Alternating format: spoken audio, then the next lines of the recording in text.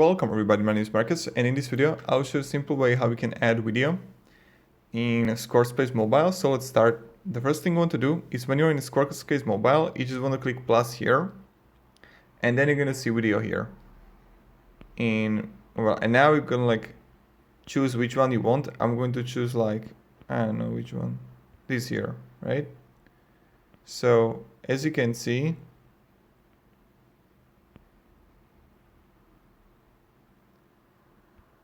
can edit that, but I think something messed out here.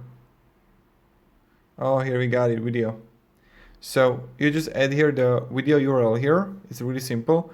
You can add also custom thumbnail if you want to, but this is pretty much it how you do it. So yeah, and you just add video here. And that's pretty much. So thank you very much everybody for watching. If you have any questions, guys, ask me down in the comments. I'll be really happy to help you and provide you some guidance and stuff like that. And yeah, goodbye, see ya.